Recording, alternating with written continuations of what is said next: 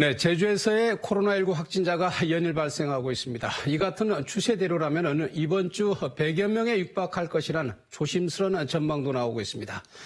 네, 여러분 안녕하십니까. 코로나19 대유행 정점을 가늠하기가 점점 더 어려워지고 있습니다. 최근 상황에 대해 방역당국도 최대 위기라고 평가하고 있습니다.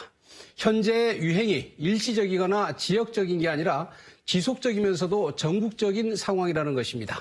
제주형 방역 지침도 이런 차원에서 마련했는데 사각지대를 해소한다는 방침입니다. 현행 수준을 유지하면서 상황별 핀셋 대응인 셈입니다.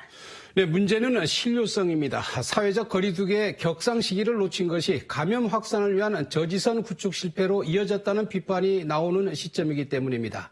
지금은 고통이 따르더라도 방역이 경제보다 우선돼야 합니다. 김지훈 기자가 보도합니다.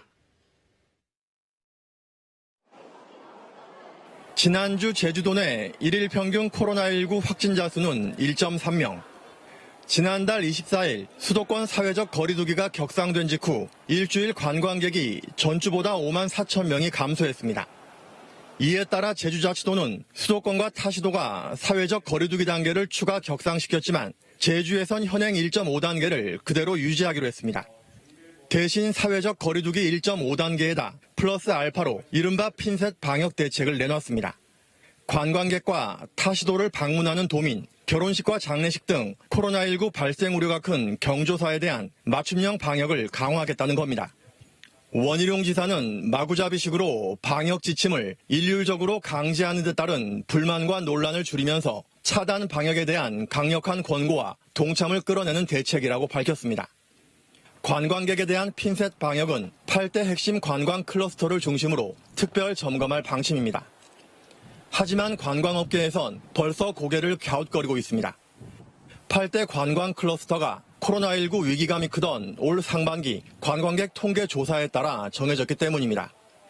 하반기 들어 여행 심리가 살아난 이후 관광 패턴에 큰 변화가 있었지만 반영되지 않았다는 겁니다. 동백꽃 보려고 12월이라서 그것만 생각하고 결혼 준비하다가 바쁘니까 와서 찾아다니면서 다니려고.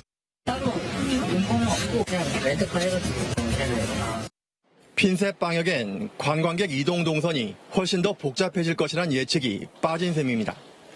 특히 추위 때문에 실내 관광지를 찾는 관광객이 더 늘어날 수밖에 없는 시기인데 계절적 방역 대책도 충분히 담아내지 못했습니다.